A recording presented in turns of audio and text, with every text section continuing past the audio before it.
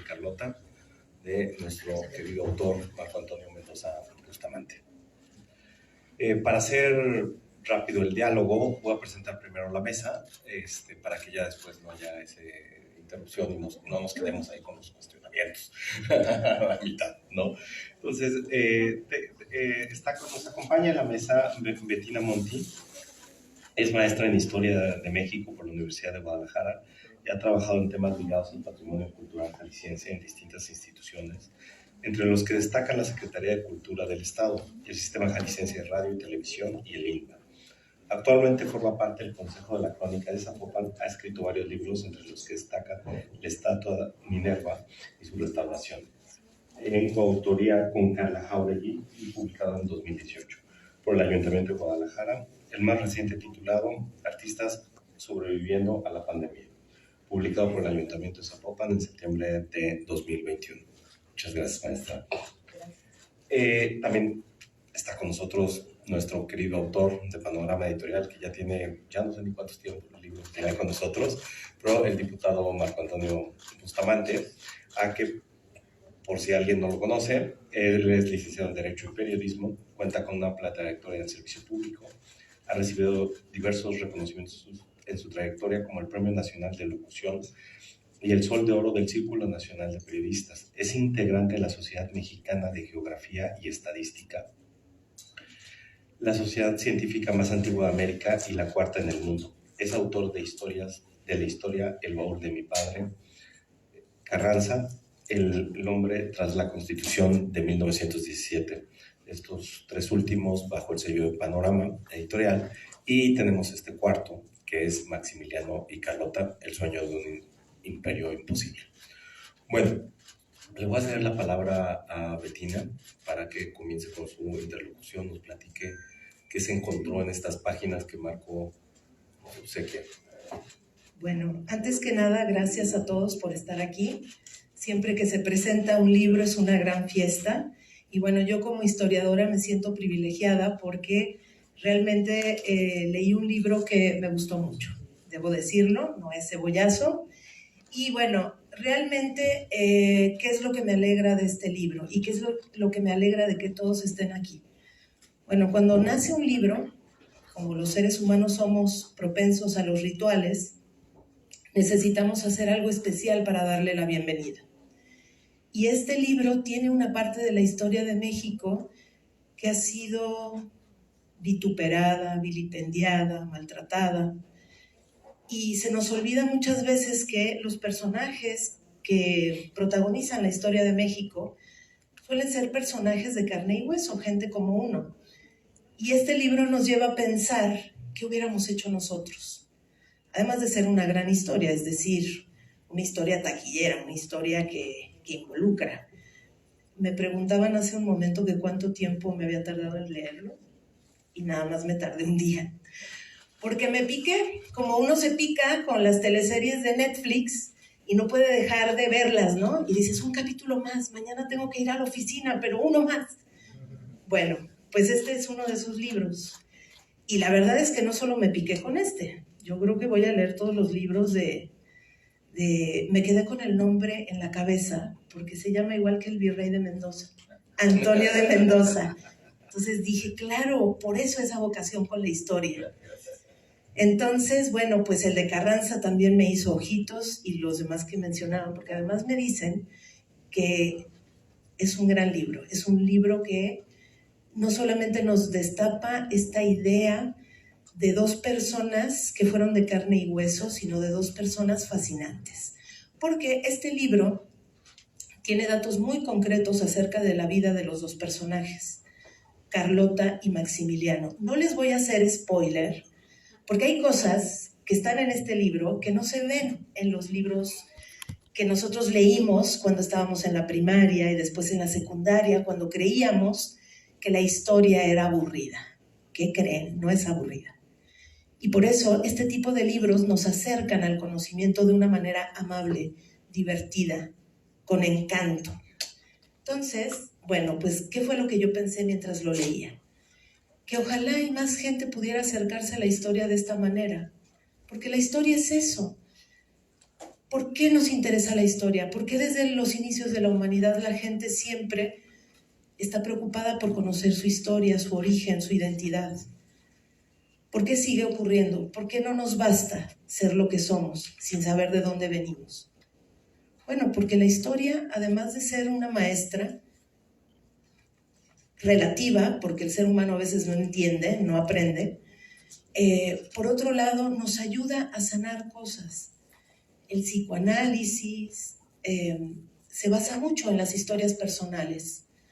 Tú vas a terapia y hablas de tu propia historia personal. Lo mismo ocurre con la historia de un país. Y este país ha mantenido su identidad a través del análisis de su propia historia. Todo el tiempo nos estamos preguntando qué es lo que nos pasa.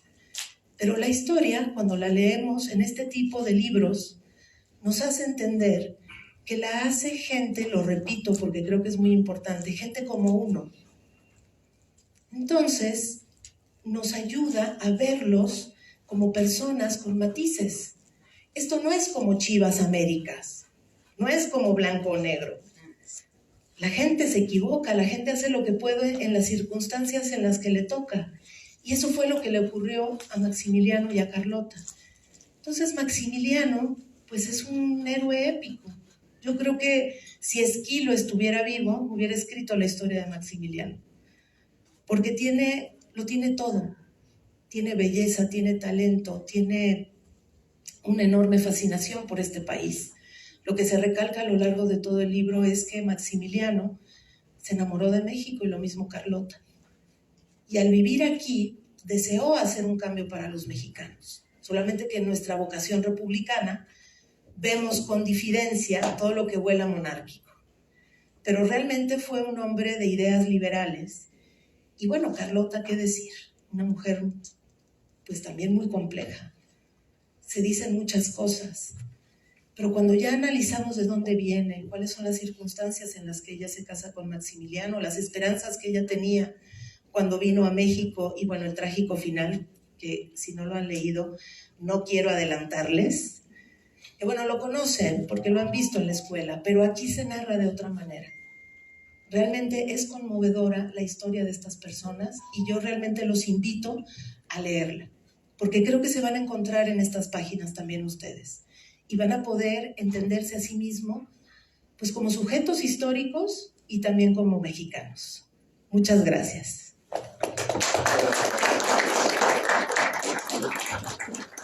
Muchas gracias a Bettina por sus comentarios al libro de Marco. Yo hago una par de anotaciones a lo que ella comenta. El libro es sumamente ameno. A mí, yo en lo personal, pensé que no era una historia que sería atractiva para mí, y la realidad es que sí lo fue. Y como ella lo menciona, es muy ágil. Es un libro que lees muy rápido, justo por la facilidad. O sea, y como dice Bettina, bien podría ser una serie de Netflix. O sea, hay que encaminar esto con un guionista para sacarlo, porque la verdad es que está muy bien planteado y es un muy buen texto. Y un punto más, Bettina invita a que lo lean, yo los invito a que lo compren. Ahora le paso la palabra a nuestro querido autor para que nos platique por qué se metió en la vida de Maximiliano y Carlota, que eso a mí sí me tiene intrigado. Muchas gracias. Muy buena tarde a todas y a todos. Me siento realmente muy emocionado, muy contento de estar en Guadalajara, en una de las ferias más importantes, no solo del país, sino de América.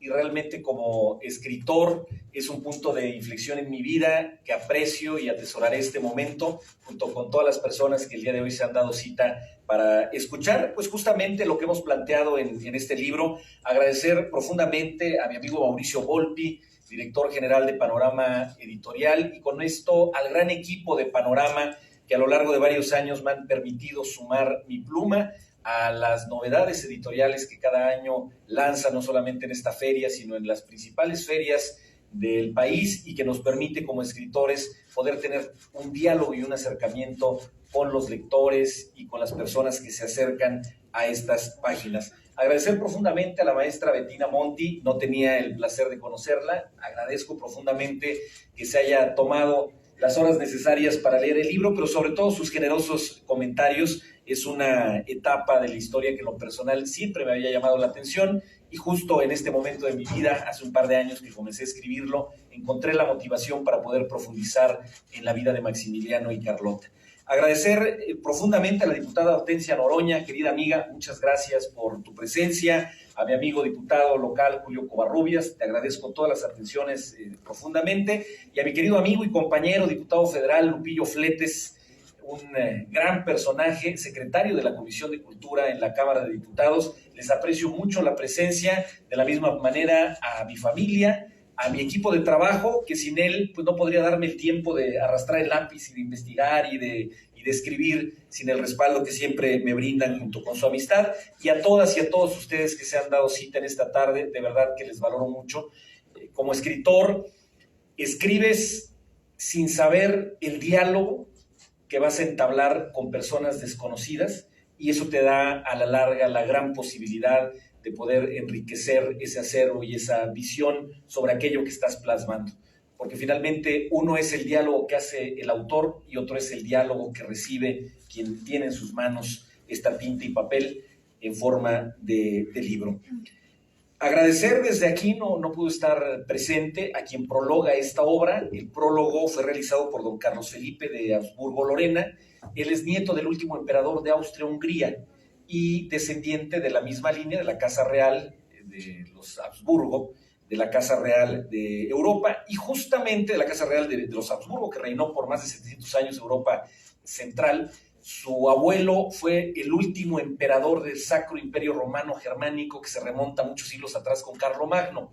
Y justamente la intención de escribir este libro surge de diversas charlas, entre otras cosas. Desde muy jovencito soy locutor de radio, tengo un programa que se llama Resonancia, todos los sábados con entrevistas, y la vida me llevó a entrevistar a don Carlos Felipe de Habsburgo-Lorena un sábado en mi programa.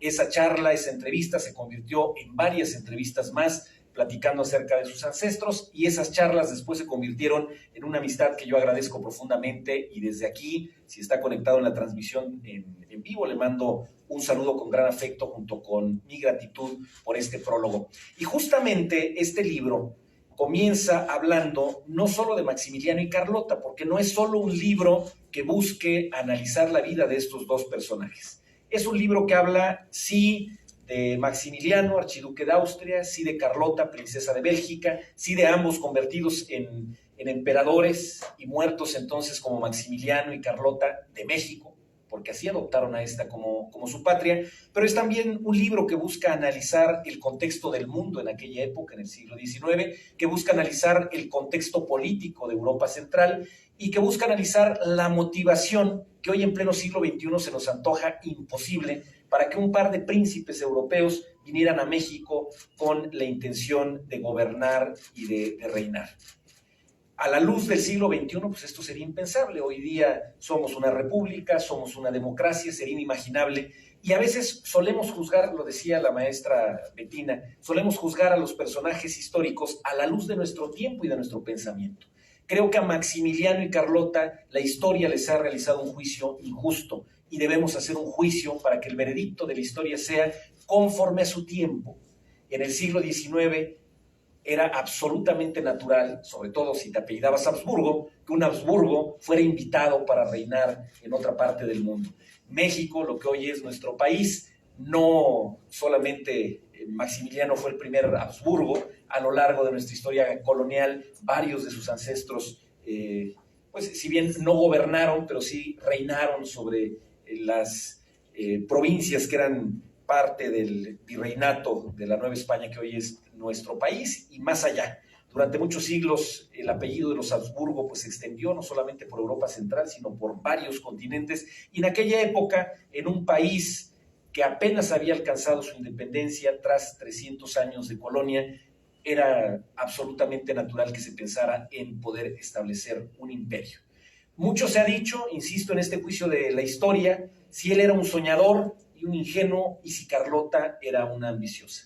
Cuando tuve la oportunidad de profundizar en sus vidas, me di cuenta que ninguna de las dos. Simplemente eran dos personas que habían nacido al interior de dos familias, de dos casas reales, convencidas que Dios los había colocado en ese lugar y con una profunda aspiración de poder trascender en función de su linaje. Hay una carta que le escribe Maximiliano a su madre tras una visita a España. Él, entre otros ascendientes, pues los reyes católicos, su linaje lo remonta hasta ese punto, y entonces le ponen sobre su mano la corona de la reina y la espada del rey, y él reflexiona, bueno, no puedo ser yo descendiente de tantos reyes, de tantos emperadores, incluso algunos santos a lo largo de su linaje, y no haber nacido para gobernar. Y me llama la atención porque le escribe a su madre y le dice, madre, yo no necesito un reino, necesito un mundo. Por eso decide ir en busca de un reino en un mundo que era entonces todavía desconocido, un país que apenas había alcanzado la independencia, y creo que esa es la gran motivación para Maximiliano. No era extraño que le ofrecieran un trono, le ofrecen incluso el trono de Grecia, él lo rechaza y acepta el de México y llega seguramente con grandes sueños, pero no pensando que era un invasor. Él pide incluso que se tratara de un proceso legítimo. Hay una junta ahí de notables que gobierna el país, por cierto, entre ellos uno de los suplentes que por breve tiempo fue también titular, fue el obispo de mi tierra, Juan Bautista Ormachea, que fue el primer obispo de Tulancingo, allá en el estado de Hidalgo, y este grupo pues va a pugna, lo engaña de alguna manera, le hace creer que las y los mexicanos en su mayoría querían que viniera un príncipe extranjero a ser emperador. Y digo entre comillas que lo engañan, porque realmente una parte de México sí quería que México tuviera un imperio y sí quería que éste estuviera comandado pues, por un príncipe europeo como se estilaba en la época. Y por otro lado, Carlota de Bélgica, hija de uno de los hombres más ricos del mundo, ella conocida en ese entonces como la princesa más bella de Europa, una jovencita, ambos muy jóvenes, se enamora de Maximiliano, y hay una carta donde ella habla acerca de su ambición y hace referencia a que no es tal, pero finalmente su educación y su formación hicieron que ella pensara en reinar. Lo hacen brevemente, gobiernan la provincia de, pues al norte de Italia, que era parte del imperio austrohúngaro, Lombardo-Veneto, Venecia, esa parte del norte, lo hacen por breve tiempo. Los problemas que en aquel entonces aquejaban al imperio, que hacen que finalmente a principios del siglo XX cayera que fue uno de los imperios más grandes que ha conocido la humanidad, hace que la formación de Carlota desde su infancia sea para reinar. Era una mujer con una profunda visión de Estado. Cuando llegan a México, son grandes las aportaciones que dan a México. Insisto, juzgadas no a la luz del siglo XXI, sino a la luz de su tiempo. Octavio Paz decía que México nunca dejará de reclamarse lo suficiente no haber sido un imperio. Cuando hoy vamos a Europa y nos damos cuenta que hay democracias constitucionales, que hay países incluso que han dejado atrás la monarquía, pero que la estabilidad que les dio la monarquía durante varias décadas les permitió una estabilidad sostenida, un proyecto de nación que a la postre los convirtió en potencia, y hoy, a la luz del siglo XXI, pues son algunas monarquías constitucionales, otras democracias, en fin, distintos esquemas de gobierno. Finalmente no ocurrió así en México, y el que fue un breve imperio dejó una gran huella. Les puedo decir algunas de las aportaciones de Maximiliano y Carlota. Por ejemplo, a Maximiliano se le ocurrió establecer una jornada mínima. Hoy, en pleno siglo XXI, pues sería impensable imaginar que un trabajador no tenga derecho a una jornada mínima de 8 horas y todos los derechos laborales que hoy conocemos. Bueno, él tenía una mente progresista, incluso más liberal que el propio Juárez, y justo establece esto. Abole las deudas históricas. Resulta que los nietos seguían pagando las deudas de sus abuelos y así por generaciones, él las abole. Es el primer indigenista, paradójicamente, en el caso de Benito Juárez, un personaje a quien también le tengo una profunda admiración y respeto. Sin embargo, es innegable que en las pinturas Benito Juárez se retocaba para que se notara menos sus facciones indígenas, y en el caso de Maximiliano, es el primer indigenista y empieza a generar leyes para la protección de los naturales de estas tierras, empieza a generar condiciones para el reconocimiento. ¿Por qué? Él asumía a los pueblos indígenas como naciones. Venía de un imperio que estaba conformado, no sé, por 65 naciones más o menos, llega a México y para él era natural que México fuera un país pluricultural y asumía a las naciones, a los pueblos indígenas como naciones indígenas. Él era un hombre políglota, pero incluso, él hablaba español desde luego, llega a México y comienza a aprender a hablar náhuatl. Manda traducir a lenguas indígenas el himno del imperio y va por ese gran sueño de unificar todas estas naciones que finalmente nunca ocurrió. Y hoy vemos a nuestros pueblos indígenas relegados, marginados y producto de ese maltrato que la historia ha realizado con una serie de desafortunadas decisiones que han relegado a los pueblos indígenas. Pasa algo curioso, es el veredicto de la historia. El mexicano, la mexicana, venera a los pueblos indígenas del pasado y denosta a los pueblos indígenas del presente, que son pueblos vivos y que tienen realmente una cultura viva que de ser rescatada y de ser transmitida hasta nuestros tiempos abonaría a esa visión occidental, una sabiduría ancestral de la que debiéramos sentirnos profundamente orgullosos. Esa fue la motivación de este libro y estas charlas con don Carlos Felipe de Habsburgo Lorena. En este libro platico un poco acerca de la vida de su familia, pero tiene algunos datos que no van a encontrar en otro libro. Les voy a compartir un par de ellos, porque es producto de pues, las anécdotas que en su familia surgieron. Don Carlos Felipe de Habsburgo Lorena, su padre era el archiduque Félix. Él nace siendo archiduque de Austria. Su abuelo fue Carlos I, el último emperador de Austria-Hungría.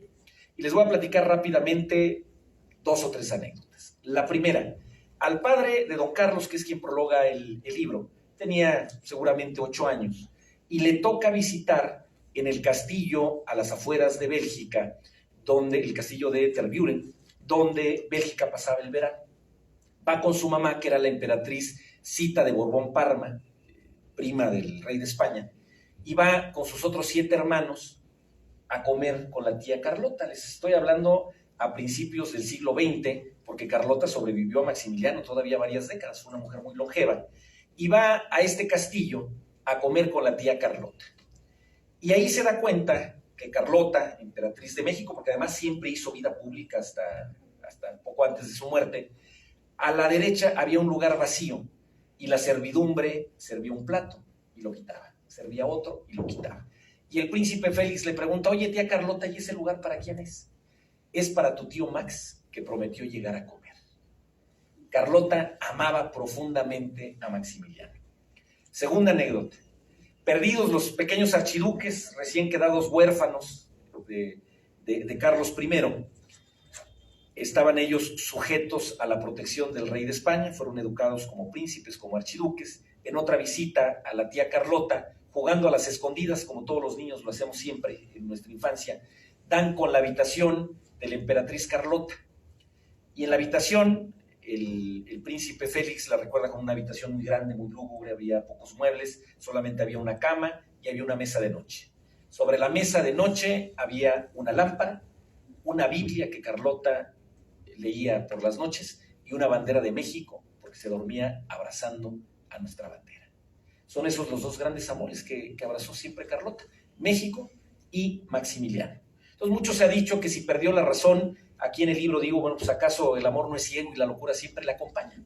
Tenía razones sobradas para haber perdido la razón, pero sin duda ella nació siendo Carlota de Bélgica y murió siendo Carlota de México, como Maximiliano también. La tercera anécdota, ya con esto me despido porque si no, no termino de hablar.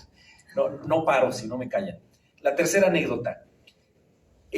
Carlos I, el último emperador de Austria-Hungría, abuelo de don Carlos Felipe, él no era el sucesor al trono. Él es hijo de uno de los hermanos de Maximiliano. Una serie de sucesos desafortunados, la muerte de Francisco José, luego la muerte de su descendiente en un atentado en Sarajevo, hacen que él se convierta en el heredero al trono. Incluso Zita, en su juventud, estando comprometida con el archiduque, visita a una monja, que la historia en Europa dice que era vidente, y le dice: oye, Zita, tú y tu esposo se tienen que encaminar a la santidad, porque tu esposo va a ser emperador de Austria-Hungría. Y dice: no, hombre, ¿cómo crees? Mi esposo es el 5º en línea sucesoria, el emperador es Francisco Fernando era. Bueno, pues resulta que todo el mundo muere para que él fuera emperador. Siendo muy joven, a él lo mandan al frente de batalla en Polonia. A él no le gustaba la guerra. Los soldados se asombraban porque era impresionante que un príncipe, pues en lugar de estar en el frente de batalla cuidando el reino, pues él cuidaba a los enfermos, usaba su dinero, era un hombre muy rico, para, digamos que reparar el daño causado por la guerra de los dos bandos, y era un hombre que pugnaba por la paz. Y un día conoce a un soldado polaco y estuvieron a punto de morir. Y dice: Majestad, si los dos sobrevivimos, voy a regresar a mi tierra, ahí está mi esposa, voy a tener un hijo, y si usted me concede el honor, le voy a poner su nombre. Bueno, pues este soldado, obviamente ambos sobreviven, uno para regresar a Polonia, el otro, Carlos I, para ser emperador, dimite al trono de Austria, Hungría, Bohemia, Sajonia y todos los países anexos en aquella época, se convierte en el último emperador de Austria-Hungría, pero efectivamente el soldado tiene un hijo y le pone como el rey, le pone Carlos, en alemán Karol, Karol Wojtyła, Juan Pablo II. Entonces Juan Pablo II crece inspirado en las historias que le contaba su padre de ese príncipe, y el soldado le llamaba, le decía, es que el emperador era el príncipe de la paz. Fue capaz de renunciar a uno de los tronos más grandes de Europa para que concluyera la Primera Guerra Mundial. Y él muere siendo jardinero en una isla, que es la isla de Madeira, en un palacio que no tenía ventanas. Después de ser el hombre más rico, deja absolutamente todo, no sale sin joyas, sin dinero, sin nada, y mantiene a su familia siendo jardinero, y de esta manera muere de manera trágica, se convierte en el último emperador de Austria-Hungría. Así se termina la Primera Guerra Mundial, y posteriormente Juan Pablo II intenta elevarlo a los altares, no le alcanza la vida, y hoy es Beato Carlos de Austria, príncipe de la paz, y Zita de Borbón-Parma, sierva de Dios, le eleva a los altares. No es una inclinación religiosa, es simplemente parte de la historia y los hechos a la luz de nuestro tiempo. Bueno, el príncipe Félix, archiduque de Austria, y ahora sí con esto concluyo, crece, obviamente ellos pasan en el exilio, y durante la Segunda Guerra Mundial Hitler lo busca porque él era el jefe de la Casa de Austria. Lo busca y le dice: mira, te restituyo los títulos de tu familia, el archiducado, en Austria, los castillos de tu familia solo en Austria, anexamos Austria a Alemania, y pues tú vuelves a ser, junto con tu familia, vuelven a ser archiduques de Austria. Él se niega. Hitler le dicta una sentencia de muerte en persona. A lo largo de la Segunda Guerra Mundial le dicta a Hitler en persona 5 condenas de muerte. Huye a Estados Unidos y se convierte en asesor del presidente Roosevelt para los asuntos de Europa Central, y lucha en contra de Hitler. Termina la Segunda Guerra Mundial y un día visita México en diciembre, va a Acapulco.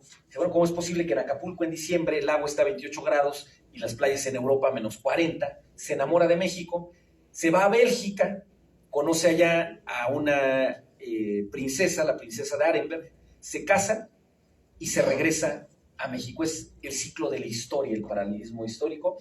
Un archiduque de Austria casado con una princesa de Bélgica que vienen a México, y ambos mueren en México, y su descendencia, una línea de la familia de los Habsburgo, pues todavía vive en nuestro país, son mexicanos y grandes mexicanos.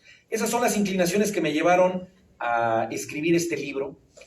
Desde luego traté de ser objetivo sobre las consideraciones de Maximiliano y Carlota. Soy un convencido absoluto de que lo mejor que le pudo pasar a este país fue ser una república y ser una democracia. Somos una gran nación y estamos en vías de consolidar esos principios democráticos. Dos principios de la democracia son el disenso y el consenso, y ambos son parte de la democracia misma. Sin embargo, estoy convencido que para entender los retos de la democracia moderna debemos hacer un estudio profundo de la historia de nuestro país. Y un apartado de la historia de nuestro país no puede quedar en el olvido, que es el Segundo Imperio Mexicano, pero sobre todo la vida de Maximiliano y Carlota, que, como lo he dicho ya, nacieron siendo Maximiliano de Austria, Carlota de Bélgica, y murieron siendo Maximiliano y Carlota, emperadores de México. Muchas gracias.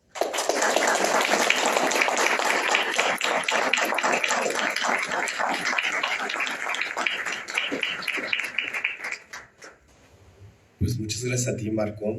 Me queda claro que tienes conocimiento para aventarte otros 5 libros. y que porque el tiempo nos apremia, porque si no, podríamos. Yo insisto, es un libro muy ameno, y valdría la pena, si quieren tener preguntas, tenemos aquí al autor. No estamos preparados para eso. ¿Así? Sí. Entonces, no sé si alguien quiere hacer alguna pregunta por acá.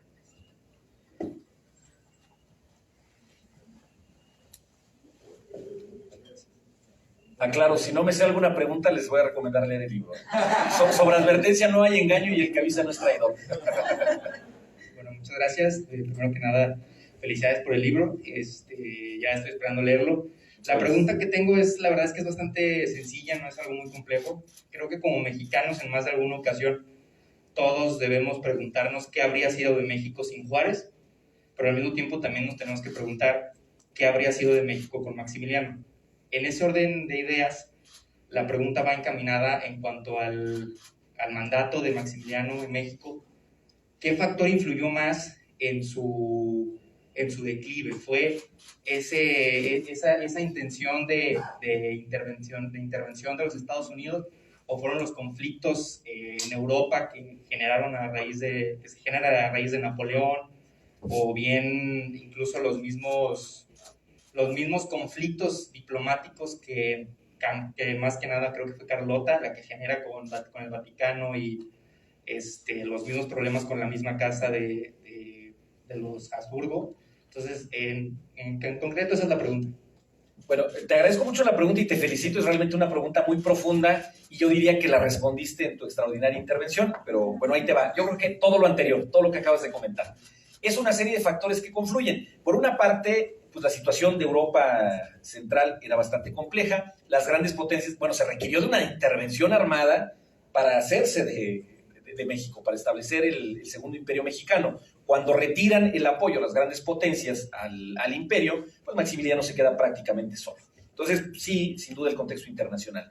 La intervención de Estados Unidos, pues Estados Unidos estaba en vías de consolidación. Era impensable imaginar que el vecino de Estados Unidos, con quien compartía frontera, estuviera bajo el control de las potencias europeas.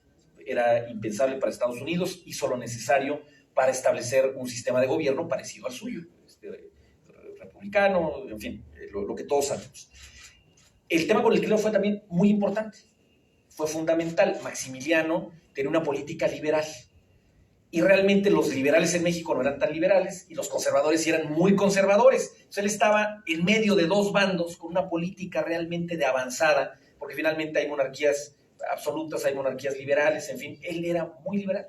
Ambos tenían un pensamiento de avanzada, entonces echan encima a los conservadores que pensaban que iban a tener el control sobre el país, a los liberales que no lo eran tanto, al clero, y finalmente con una serie de malas decisiones y desafortunados eventos, bueno, pues termina siendo fusilado, y Carlota muriendo prácticamente en el exilio, en una patria que ya no era suya. Muchas gracias. Por aquí hay otra pregunta. Podemos pasar.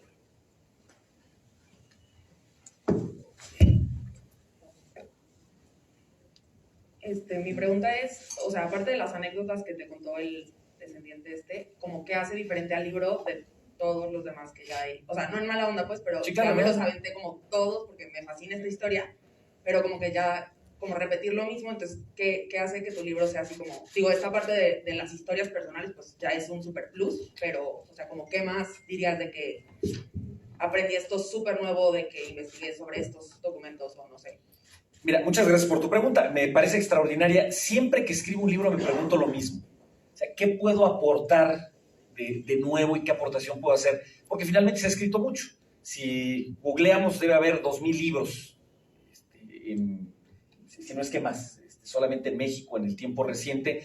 Es una etapa que ha sido muy analizada, pero sin embargo pasa algo muy curioso. Yo no veo que toda esta literatura sobre el Segundo Imperio, sobre Maximiliano y Carlota, haya incidido en el imaginario colectivo del mexicano. ¿Qué es lo que traté de hacer? Un libro de divulgación. No un libro técnico, no un libro de investigación, sí lo es de alguna manera, obviamente traté de cuidar las fuentes y ser exhaustivo y demás, pero hacer un libro de divulgación. Mira, tiene 4 grandes apartados. El primero de ellos, bueno, pues donde viene el prólogo y justamente algunas anécdotas que me parecieron interesantes. El segundo es una reflexión de Maximiliano y Carlota, que me ocupa además bastante tiempo, antes de México, exclusivamente. El tercer apartado es un análisis no necesariamente del Segundo Imperio ni de Maximiliano y Carlota, sino del contexto que vivían México y el mundo entre 1821 y 1863, que eso en sí mismo, bueno, pues, ocupa prácticamente la mitad del libro y le da un giro diferente. Y finalmente, pues, era imposible no analizar esta etapa, el Segundo Imperio, 1863 a 1867, y la cuarta, pues son mis conclusiones acerca de lo que pude aprender de estos dos personajes. No me atrevería a decirte es un libro diferente, pero sí me atrevería a decirte que puse el corazón en este texto y en mi pluma, como siempre lo hago, y espero sinceramente que sea del agrado de los lectores. Muchas gracias. Todavía tenemos tiempo para una pregunta más. Sí, adelante. Perfecto. Una pregunta. Primero que nada, wow, impresionada con la forma en la que hablas del tema. Se nota que es algo que te apasiona y eso es como, creo que lo que más se destaca al escribir un libro. Yo soy amante de la lectura en cualquier ámbito y siempre algo que me ha llamado la atención a la hora de leer un libro es que es un poquito oculto entre las letras. Siempre puedes encontrar algo del autor, más allá. O sea, este es un tema muy político, muy derecho, muy cuadrado, o lo que se podría medir con regla, no se puede comparar con una novela o algo así. Pero siempre hay algo de la esencia del autor. Entonces te quería preguntar, así como dicen de que Juárez fue algo que muy bueno para México, pero nos quedamos con la duda de qué pudo haber sido Maximiliano para México. Entonces yo te pregunto, para ti, ¿cuál sería tu inclinación? ¿Qué es lo que se puede encontrar en el libro? ¿A ti te hubiera gustado ver que pudiera haber pasado con Maximiliano o te sientes contento con lo que pasó con Juárez? ¿Cuál es tu inclinación personal, Maximiliano o Juárez? O sea, no quiero ponerlo como blanco o negro, pero realmente hacia dónde va como escrito el libro, como admiración o como investigación. Muy buena tu pregunta, y algunas me podrían llevar a ser políticamente incorrecto. Aquí por mis amigos diputados. Apaguen las cámaras. A ver, muy buena tu pregunta. Mira, sin duda en cada libro que he escrito hay parte de mí, hay parte del autor, de las motivaciones.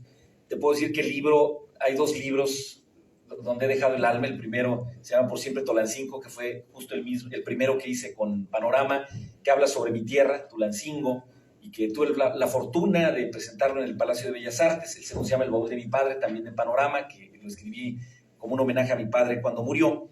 Pero vas a encontrar aquí parte de lo que soy.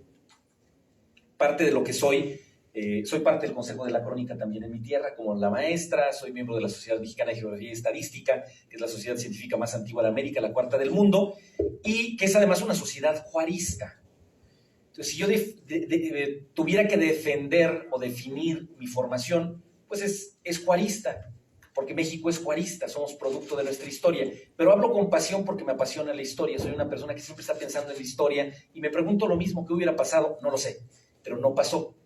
Sin embargo, ahí le llamo un intento de imperio inconcluso con el gobierno de Porfirio Díaz, que les adelanto va a ser el próximo libro. Se va a llamar algo así como Porfirio Díaz, el imperio que no existió, una cosa así. Sin duda una dictadura tiene tintes de... Ya nos debemos ir. Tiene tintes de... Ya nos tenemos que ir. De monarquía. Pues muchas gracias a todos por asistir a esta presentación. Muchas gracias a Betina por acompañarnos, sus amables palabras, y muchas gracias al autor por compartirnos estos conocimientos en tan poquito tiempo que nos ilustra. Los invitamos a todos a la firma de libros que va a ser aquí, o sea, entrando al área internacional, al lado izquierdo, hasta el fondo. Hay un letrero gigante que dice firma de libros. Ahí tiene que ser porque tenemos que desalojar la sala. Y bueno, no se olviden de comprar su libro. Muchas gracias. Con mucho gusto. Muchas gracias a todas y a todos.